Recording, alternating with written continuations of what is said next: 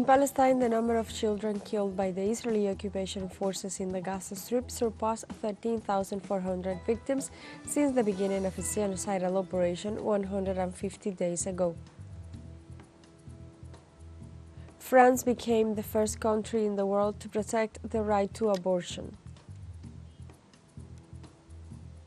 And in Uruguay, workers from the Ministry of Social Development carry out a national strike to symbolically dismiss Minister Martin Lema, whose policy had serious consequences for the life of Uruguayans.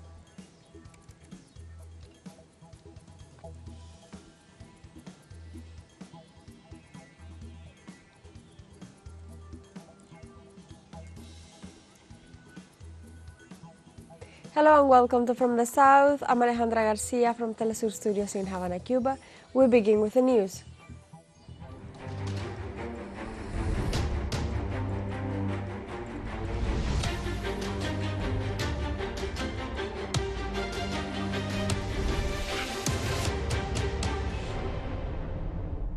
The United Nations General Assembly will meet again on Monday to address the U.S. veto of a ceasefire in Gaza as humanitarian conditions point to catastrophe.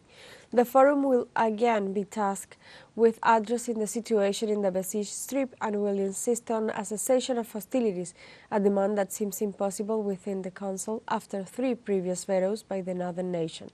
The director of the United Nations Agency for Palestinian Refugees, Philippe Lazzarini, will attend the meeting. His participation follows after Israel accused the agency of collaborating with Hamas and presented alleged evidence of the participation of 12 of its members in terrorist attacks in October. On February 20th, the United States vetoed the third draft resolution presented for the cessation of the conflict, despite the fact that the proposal received 13 votes in favor and the sole abstention of the United Kingdom. On Monday, the Palestinian representative to the United Nations, Riyad Mansour, denounced Israeli pressure on Palestinian civilians to choose between displacement, subjugation, or murder. For 5 months now, Israel has been committing atrocities against the Palestinian people, unchecked and unhinged, and the Security Council has been prevented repeatedly from calling for an immediate ceasefire to put an end to these atrocities. There is a reason why ethnic cleansing was possible in Palestine, why apartheid was possible in Palestine, why genocide was possible in Palestine. It is the certainty of the perpetrators that they will never be held accountable. In Palestine, the number of children killed by the Israeli occupation forces in the Gaza Strip surpassed 13,400 victims since the beginning of its genocidal operation 150 days ago. According to local media reports, many of these children have lost their lives due to the uninterrupted Israeli bombardment of Gaza. However, many of them are dying of malnutrition and dehydration amid the persistent blockade by the Tel Aviv regime that prevents the entry of humanitarian aid to the area. Some 8,900 women have also been killed since October 7th. Moreover, nearly 364 health personnel have died while carrying out their work to help the affected population.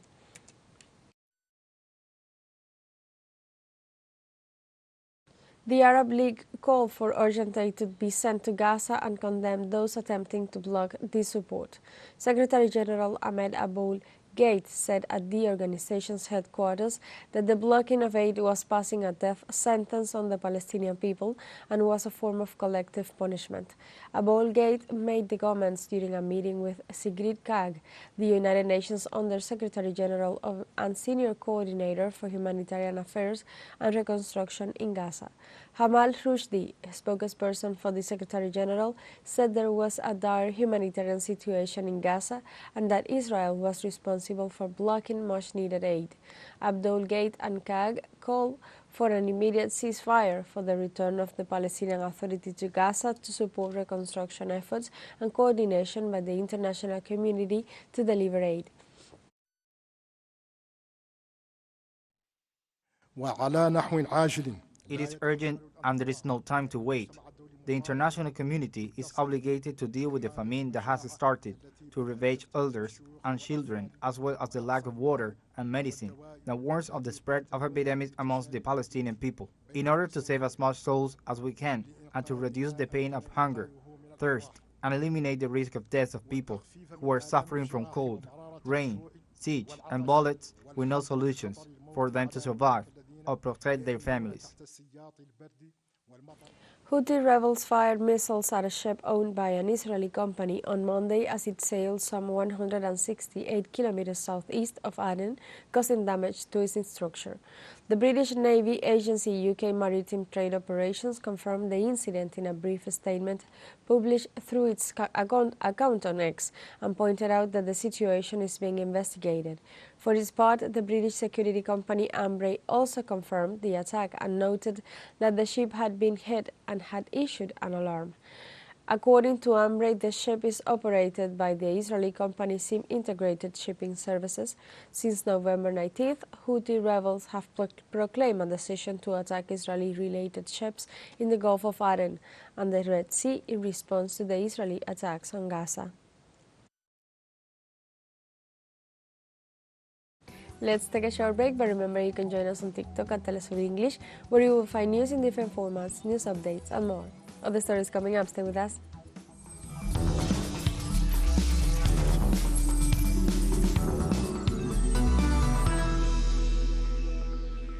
Welcome back.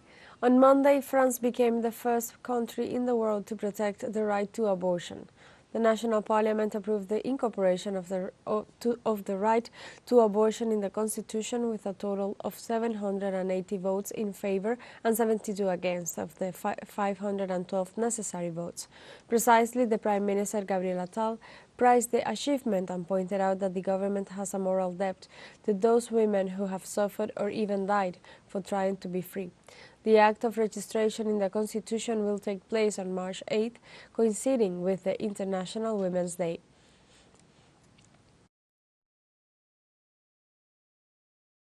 The feminist activist Benedict Pauli, member of the Board of Family Planning, declared that this step can be considered as a turning point because it is the culmination of decades of feminist struggle.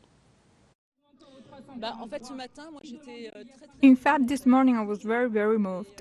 I was very moved and happy, joyful, but also very moved to have succeeded in enshrining abortion in the Constitution. That's how I feel. I still find it hard to believe, but it's true. It is important because it is the culmination of decades of feminist struggle. And just 2 years ago, we had no idea that it would be enshrined in the Constitution. In 2017, Lawrence Cohen, a senator, tabled a bill in the Senate, which was obviously not voted through. At the time, people thought we were crackpots for wanting to include abortion in the Constitution, and it just didn't seem possible. And now, here we are, in 2 years, a huge amount of work has been done, not only by members of parliament, but also by civil society. Spain's Ministry of Labor and Economy reported that the number of unemployed fell to 7,452 people during the month of February. The institution published a report showing that if in each Spanish region unemployment decreased in 11 autonomous communities and increased in 6 others, among them Andalusia and Aragon. According to Social Security, an average of 103,621 affiliates were registered in February, the highest figure recorded last January, where hotels, restaurants and education were the sectors that provided the most employment. However, despite this increase in employment, it remains difficult for young people to enter the labor market.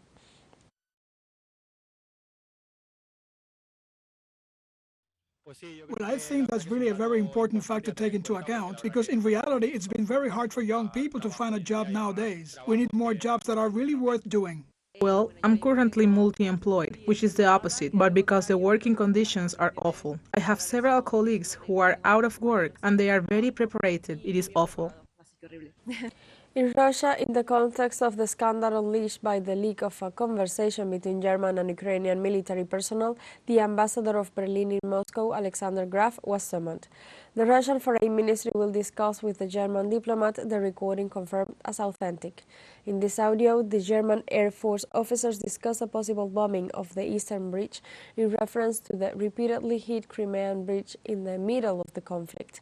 The maneuver would be carried out with Taurus missiles, which would also be supplied to Kyiv. They also admit that they have been involved with Ukraine for a long time, in addition to other statements that could be considered a declaration of war.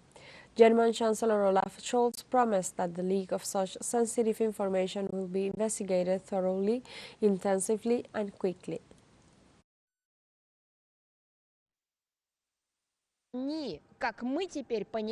As we now understand, they have not been fully denazified, and this is becoming more and more obvious these days. The most terrifying thing that this will lead to is a fact, and you can prove it. If nothing is done, if this process is not stopped by the German people, it will lead to dire consequences first and foremost for Germany itself. The German parliament held an emergency session to debate the scandal over leaked audios on the planning of an attack on Russia's Crimean Bridge. Deputy Thorsten Frey pointed out that a special meeting of the Defense Committee was necessary as there is an urgent need for parliamentary clarification. At the same time, he considered it necessary that the meeting be attended by German Chancellor Olaf Scholz. The audios unveiled by a Russian news agency reveal the German armed forces plot to attack the Crimean Bridge with missiles, as well as the possibility of supplying Taurus missiles to Ukraine.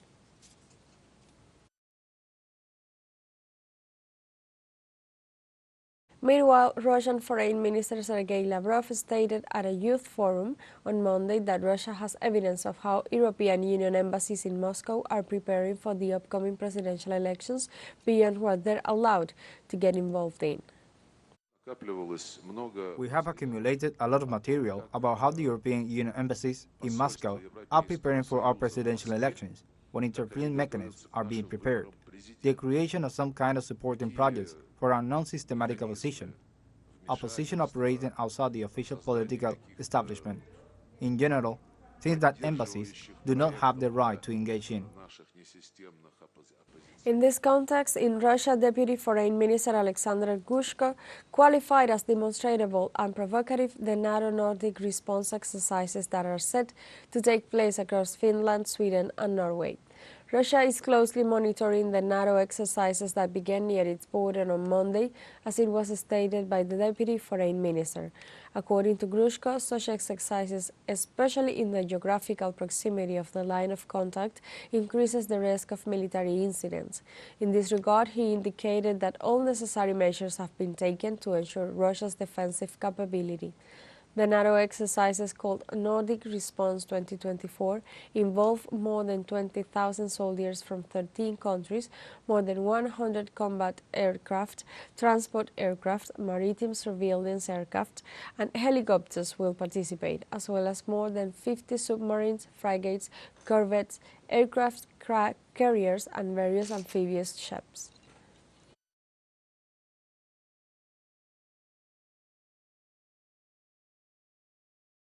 We have a final short break coming up, but before we invite you to join our WhatsApp community for our English-speaking audience, you can scan the QR code on screen to join directly and share the link to reach more people.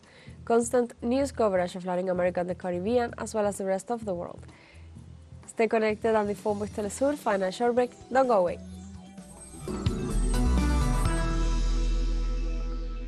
Welcome back. In Uruguay, workers from the Ministry of Social Development carry out a national strike to symbolically dismiss Minister Martín Lema, who is considered responsible for the serious consequences of his administration for the life of Uruguayans. The activity took place outside the central building of the Ministry of Social Development, where the workers denounced the budget cuts, wage reductions, and the precariousness of the programs during the administration of the Minister Lema. The mobilized people hold him responsible for the record number of homeless people, which has doubled in the last 2 years. They also blame him for the increase in poverty, among other situations suffered by the Uruguayan population.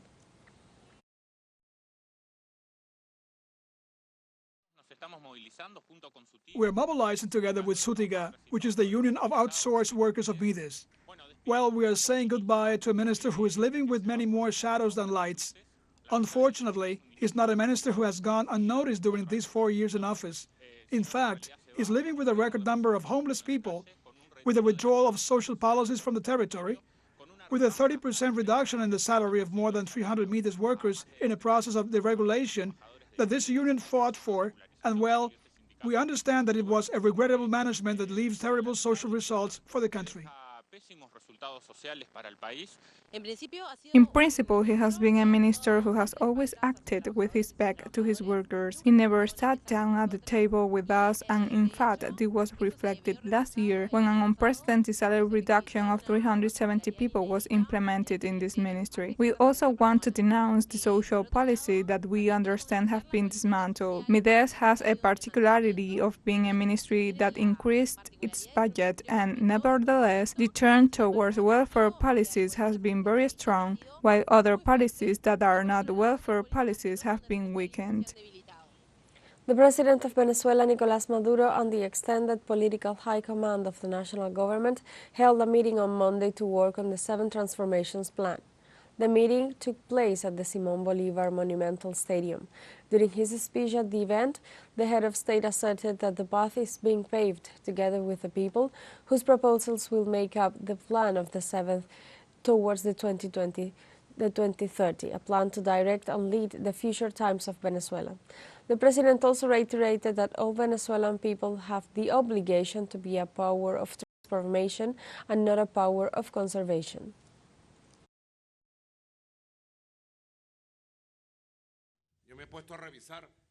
I have been checking, and I really think that these 7 T's represent a new boom for our revolution.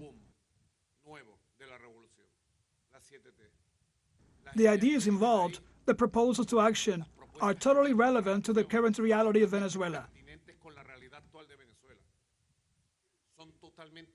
They are totally viable, they are totally necessary, and the proposals that the people have made are going to make up the plan of the 7 T's towards 2030, a plan to govern, to deal with the future of Venezuela, to build its future. In Argentina, journalists have gathered at the headquarters of the state news agency TELAM to protest its overnight closure.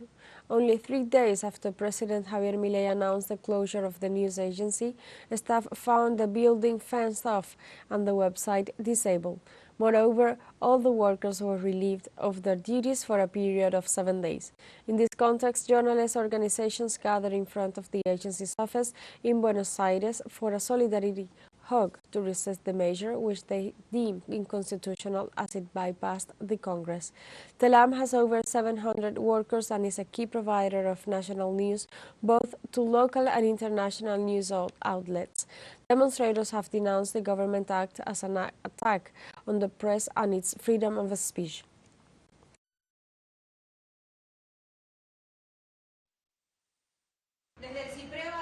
From CIPREVA, from the Press Workers Union of Buenos Aires, we denounce that the police are fencing off TELAM. We, its representatives, the delegates, the internal commission of the union, are here to defend this media that has more than 78 years of history, where the workers come every day to work. It seems to us that this is an attack on democracy and freedom of speech, and that is why we are going to defend it. TELAM defends itself. We have come to the end of this news brief, but you can find these and many other stories on our website at telesurenglish.net and join us on social media, Facebook, X, Instagram, Telegram and TikTok. For Telesur English, I'm Alejandra Garcia. Thank you for watching.